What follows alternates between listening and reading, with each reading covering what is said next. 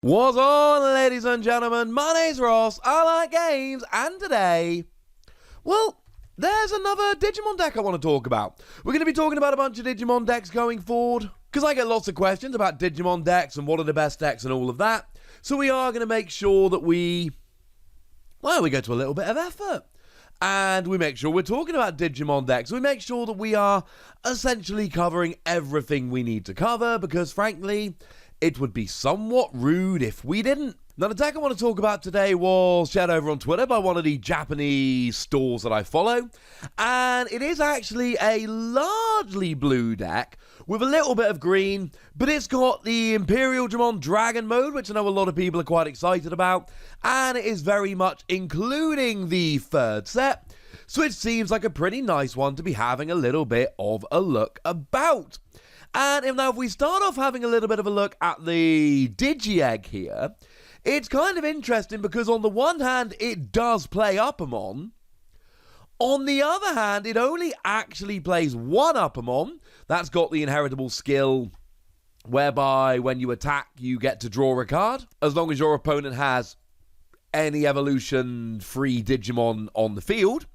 But it only plays one copy of that, and it plays 4 copies of the new Demi-Vmon, which came around in Union Impact. Now, this has got the inheritable skill whereby when you attack, if this Digimon has Dramming, you draw 1. So it's still a Digimon, a Digitamer, a Digi-Egg, which is there to draw cards, but shall we say it's there for if you've got jamming instead. Gee whiz! I wonder if any of these are going to end up having jamming. Now, starting off with the level 3s, we do have Elecmon here, which we see in the majority of blue decks, to be honest with you. It's a 2 cost to play normally, level 3. It's very cheap.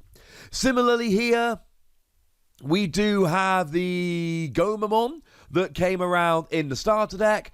Again, it's just a 2 cost to play normally. It's very cheap. We're not really worried about the level 3s. We want to move on to the bigger, badder Digimon. Now, having said that, there are a couple of level 3s here that do have skills that we can take advantage of. The Vmon from Ultimate Power does come in as a free of here. It's got an inheritable skill whereby if this Digimon becomes active during your main phase, you draw a card. So, building off the Digitamer then, trying to get more draw, making sure that we are, frankly, drawing as many cards as we can as we go through the game, which might be a good thing. And we play the Vmon from Union Impact, which is just a level 3 with jamming. Nice! Bearing in mind that jamming means you will not be destroyed by security Digimon, regardless of how powerful they are, and you're only a 2000, so thank goodness for that. And bearing in mind the Digitamer that we're playing here means that if you've got jamming when you attack, which you will have, you will draw a card, and we got a nice little draw engine going on here. Those are the level 3s. They're kind of cool. We got some vanilla, we've got some jamming, and we've got an inheritable skill coming in there just for good measure. Now, moving over into the level 4s, we got a full 4 copies of Grizzlymon, as we might expect. You see this in the majority of decks here. Well, blue decks anyway. It's your blocker. It's as simple as that. That is your blocker. That's who you're blocking with.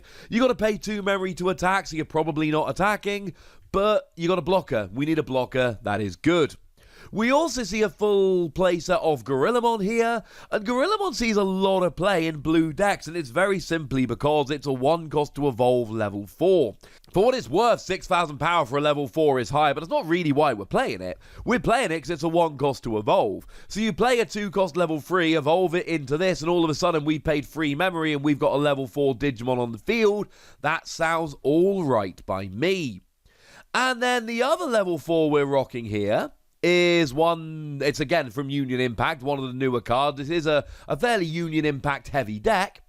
It is X-Vmon, and when you Digivolve, one of your level 4 or less Digimon becomes active. Now, this is a Digivolution skill, which is awesome. It means you can make yourself active to get extra attacks, which is good. Bearing in mind you can attack with Vmon, and jamming means you aren't going down. So you can attack, you've got jamming, you're safe. Then make yourself active, attack again, you've got jamming, you're safe, which is nice.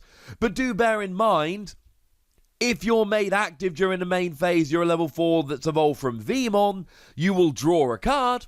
So the theory here is that you probably make a level 4 active that has evolved from Vmon, and then you get a bit of extra draw there as well. This is really going for the draw power here, which is, I'll be honest with you, pretty gosh darned awesome. Now, moving over into the level 5s, we've got a couple level 5s, and we play a playset of them, and you're probably going to see where we're going when I tell you which of them we're playing. Now, we have got a blue one here. We've got Imperialdramon. Again, this was a new card in Union Impact. And Imperialdramon is a very nice card. It can evolve from blue or green, but we're not playing any green below level 5. It's got jamming, so again, we've got the when you attack, you can't be destroyed, but you're also drawing a card. And now, hopefully, you're seeing why we are not playing a full playset of Uppermon, and we're going for Demi-Vmon instead. But you've got an inheritable skill whereby when you attack once during your turn, if this card's name contains Imperialdramon, you become active. Now, becoming active is great because you get another attack, etc. But do remember that when you make yourself active, assuming you have evolved from Vmon, which should be your plan here, you also get to draw a card. So you're making yourself active and drawing a card. And remember, these are inheritable skills. They're not working on Imperialdramon, they're working on whatever evolves from Imperialdramon. This is a very good thing. And by now, a bunch of you have probably guessed that the other one we see here, the other level 5 we're rocking as a full playset, is Dino-Beamon, who has both piercing and jamming. Now, incidentally, that is a great combination, because jamming, we've talked about, you won't be destroyed by security Digimon, but piercing says that if you take out a resting Digimon, you will then perform a security check. So you don't have to choose either resting Digimon or security, you get to do both. So the theory here is very simple. You attack, you take out a resting Digimon with 6,000 power or less, knowing they won't destroy you. You then perform a security check, knowing you won't be destroyed, and quite frankly, things are going well. And they're your level 5s. We've brought in a bit of green. And at this stage, it probably won't surprise you to know that one of the level 6s we're playing here is Imperialdramon Dragon Mode. Now, you have got the blue and the green in Union Impact. This deck goes for the blue one, which for my money is the better of the two. It's certainly the one I prefer. And if you evolve it from Imperialdramon or Dino-Beamon, the cost is reduced from a ridiculous 5 down to a manageable 3. 3 still isn't hideously cheap, but it's not hideously expensive, so we're kind of alright with that. And obviously, a lot of you, if you know the cards, you would have seen this coming when we saw that Imperialdramon and Dino-Beamon were level 5s we were playing. In fact, the only level 5s we're playing. It's got jamming again, and when you Digivolve into it, all of your Digimon with jamming become active. Bearing in mind, a lot of them are active. And bearing in mind that a bunch of them will have evolved from Vmon, which means you get to draw a card for each of the one that evolves from Vmon that you make active, assuming they have jamming, of course. Which is ridiculous.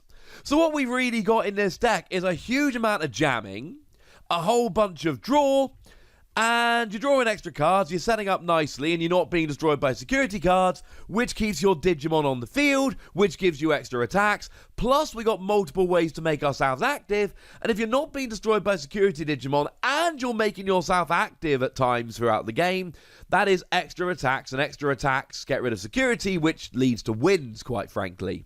This is nice.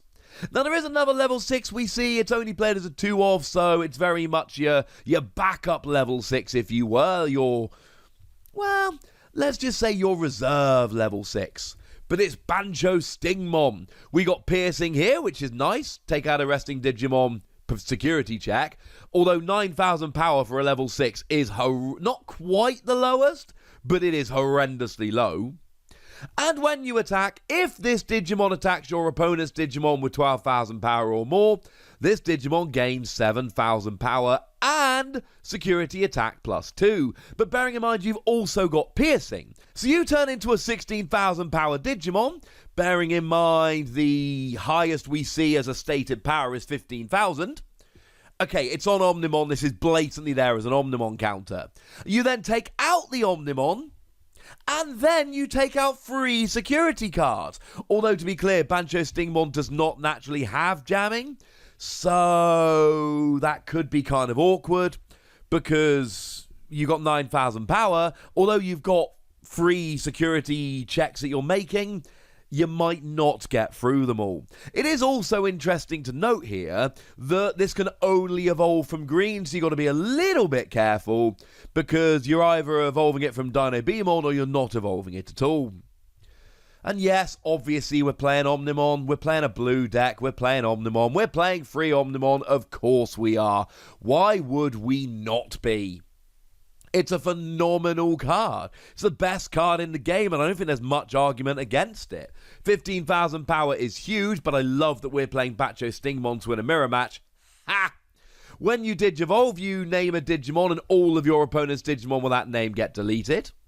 And when you attack, you may return a level 6 Digimon from this card's Digivolution sources to your hand, and make this Digimon active. And then, of course, you make yourself active. You've evolved from Vmon. Yay, you get to draw a card. Who could possibly have seen that coming? So we've got another way to make ourselves active and hence draw more cards. The fact of the matter with Omnimon is, at the moment, it's such a good deck, such a good card, that if you're playing red or blue, it's at least got to be a strong consideration. Now, in terms of option cards, we do not see many option cards seeing play at all. A lot of the winning deck lists I'm seeing really don't play many option cards. This is doing what the majority of blue decks do. We're playing 4 Hammerspark. It's a 0-cost card that gives you a memory, but if it comes out as a security card, it gives you 2 memory instead. Cool. It's a 4 of in the vast majority of blue decks. We probably shouldn't be surprised. Now, in terms of Tamers, we are just playing one. It is Davis Motomia, and it's a 4-cost Tamer, and it's one of those that at the start of your turn, if your memory is 1 or 2, it goes to 3. And when you play it, you reveal the top 3 cards of your deck, put a blue and a green Digimon from amongst them into your hand, and put the rest on the bottom of your deck in any order. Although do bear in mind, Omnimon is a white Digimon, and if you put it to the bottom of your deck using this, you're going to have a hard time drawing it later. You have been warned. But I told you when we talked about Davis a couple of weeks ago that if you're playing a hybrid blue-green deck, this is one you should absolutely be considering. And we are playing a hybrid blue-green deck, and this is one we absolutely are considering. So there we go, ladies and gentlemen, a very nice deck. It's got your Imperialdramon, it's got Bancho Stingmon. Yes, it's still got Omnimon, it's a blue deck, it's kind of got to. But this one is a little bit different and a little bit cool, and it's very focused on BT3, which I thought was a fun thing to look at. Yes, I know that we're not getting all of these cards in our first release, but do remember that in November, it really is a special pre-release pre-sale.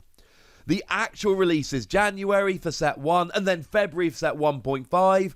So, like, a month after the first set comes out, this entire deck will be legal, which is why I think it's a good thing to talk about it now. But now, ladies and gentlemen, I want to hear from you lovely people. I want to know what you think about this deck. I want to know whatever you want to tell me, quite frankly. So go nuts in the comment section, but be nice. And then make sure you like this video, subscribe to this channel, follow me on Twitter at the Wossy. That's where we talk Digimon and a bunch of other card games. And please do consider checking out patreon.com/PTCG Radio, where you can support the channel, get some bonus podcasts, all kinds of fun things. But by far the most important thing, as always, look after yourselves till next time, would ya? Thank you very much for watching. My name's Ross, and you've been watching Wossy Plays.